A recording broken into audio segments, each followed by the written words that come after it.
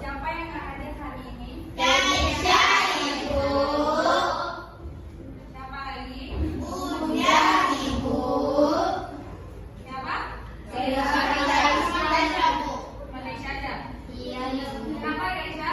Saudara, Ibu. Pulang karena sakit. Operasi mata.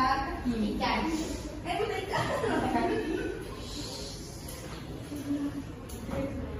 Dan hari ini kita akan belajar tentang prinsip-prinsip geografi. Yang terlebih dahulu kita belajar itu apa itu prinsip geografi?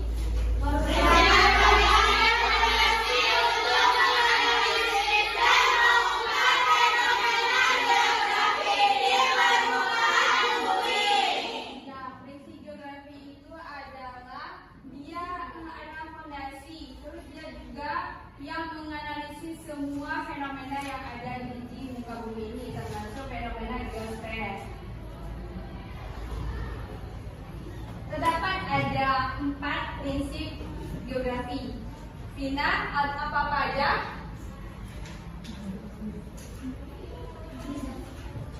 Yang lain? Boleh silakan. Prinsip distribusi, prinsip interrelasi, prinsip deskripsi, prinsip kronologi. Iya. Kita membahas dulu tentang prinsip distribusi. Di mana prinsip ini berkaitan dengan persebaran fenomena geosfer dan fakta yang tidak merata di permukaan bumi. Contohnya, persebaran minyak bumi. Kandungan minyak bumi di Indonesia telah banyak di wilayah Indonesia, lebih banyak di wilayah Indonesia bagian barat dibandingkan wilayah bagian timur. Sebab apa? Sebab apa Bulan? Ayu? Kenapa? Kenapa lebih banyak bagian barat daripada bagian timur? Ya, kenapa minyak bumi lebih banyak di bagian barat daripada bagian timur? Timur itu lautnya. Timur itu rata-rata barat itu sur. Boleh. Oke, gitu.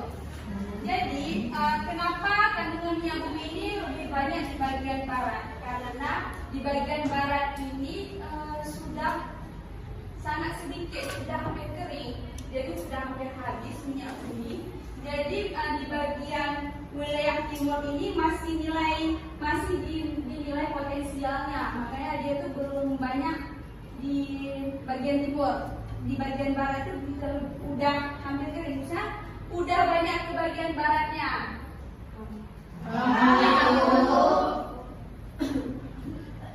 Yang kedua ada prinsip interrelasi. Di mana prinsip interrelasi ada hubungan dan keterkaitan antara fenomena geosfer yang satu dengan fenomena lainnya. Contohnya, alih fungsi lahan hutan dapat menyebabkan tanah longsor dan banjir. Apa itu maksudnya? Maksudnya lahan yang bersangkutan tiba-tiba longsor sehingga nggak bisa jadi yang bisa jalan. Iya boleh, bagus itu. Jadi alih fungsi lahan hutan ini dapat menyebabkan tanah dan hutan longsor. Itu ibaratnya gini. Berarti kalau udah longsor, udah jadi banjir, jadi udah merata hutan itu kan. Jadi hutan itu bisa kita gunakan sebagai perkebunan, pertanian, apa lagi? Misalnya Peternakan. Iya, peternakan boleh. Jadi makanya disebut dengan alih fungsi lahan hutan.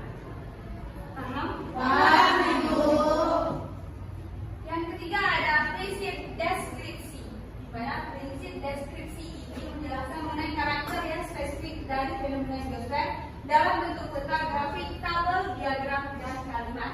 Contohnya, kependudukan, persebaran penduduk dijelaskan atau digambarkan dengan peta jumlah penduduk. Nah, dari gambar ini kan peta, ya kan?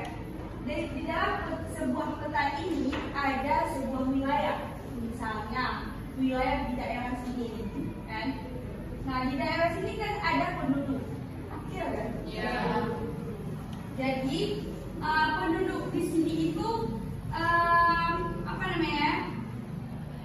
Berpindah-pindah, persebarannya itu berpindah-pindah.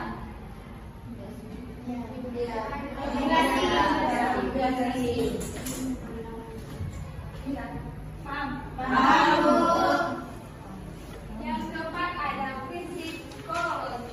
Di mana prinsip kronologi ini adalah sudut pandang persebaran, interrelasi dan interaksi serta deskripsi dalam suatu ruang. Nah, prinsip kronologi ini dia sudah mencakup semua prinsip-prinsip yang sudah kita bahas tadi. Yang ketiga prinsip itu ada apa aja?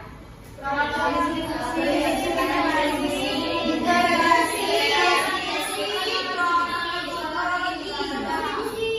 prinsip kronologi ini sudah mencakup ketiga prinsip itu. Makanya dia itu sudah gimana ya? Sudah mencakup semua di dalam ini. Jadi dia yang menjelaskan semua sudah disatukan menjadi satu. Contohnya kita ambil fenomena hujan. Meneliti fenomena hujan di suatu wilayah harus diteliti persebaran pola hujan. Nah, persebaran pola hujan itu sudah termasuk ke prinsip interrelasi.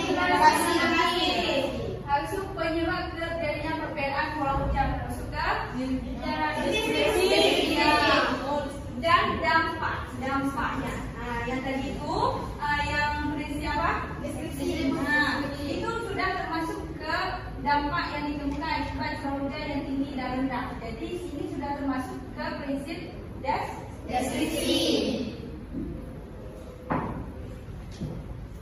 Nah, ini prinsip ini. Saya jadikan kronologi ini. Yang kayak Ibu bilang tadi prinsip sudah termasuk ke semua prinsip. Ada prinsip deskripsi, distribusi, dan interrelasi. Sedangkan interrelasi ini mengkaji keterkaitan fenomena geosfer. Misalnya apa fenomena geosfer itu? Apa? Ya, itu juga termasuk dengan fenomena geosfer. Yang ketiga ada deskripsi, mengkaji persebaran fenomena geografis. Itu gimana ya? Nanti udah dari persebaran. Kemudian ada distribusi, menjelaskan fenomena geografis dengan tabel gambar dan kalimat. Yang tadi, ya yang pertama tadi kan. Sekarang ada pertanyaan?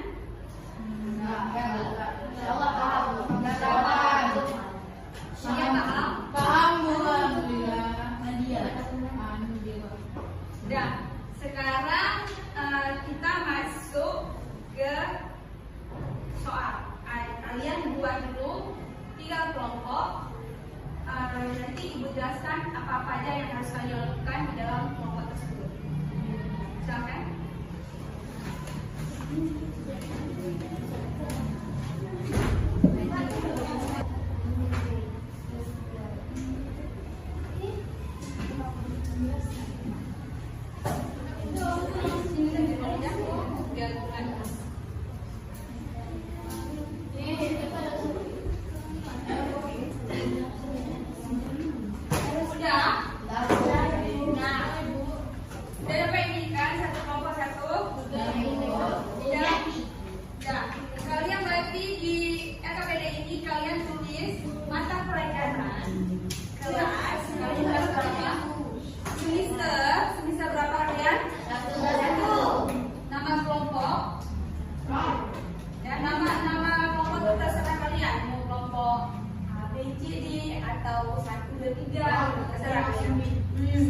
Terus ada petunjuk belajar untuk kalian. Kalian baca secara cermat bahan ajar sebelum mengerjakan tugas.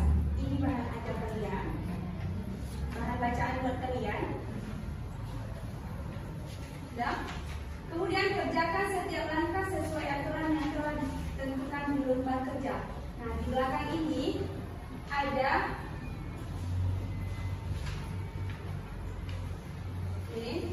ini semua. Nah, jadi kalian isi dari misalnya berisi interior. Udah? Silakan kerjakan. Kalau ada yang nggak paham boleh ditanyakan. Di kerjaan tugas, kalian ada presentasi ke depan. Apa? Iya, semuanya.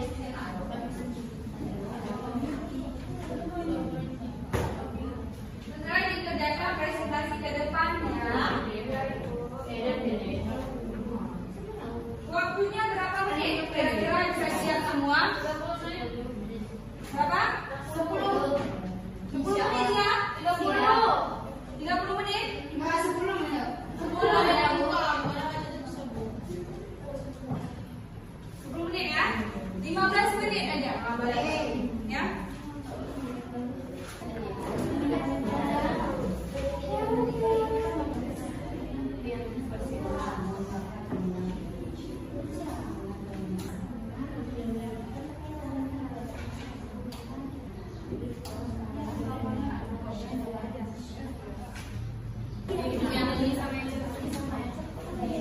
Ibu cepat boleh nggak?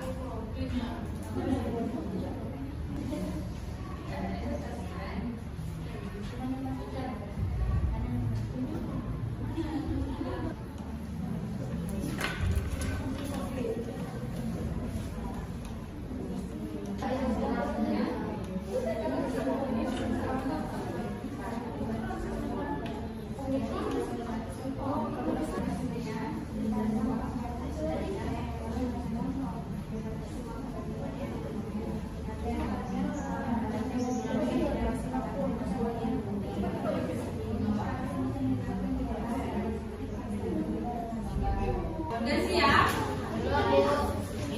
Siapa dulu yang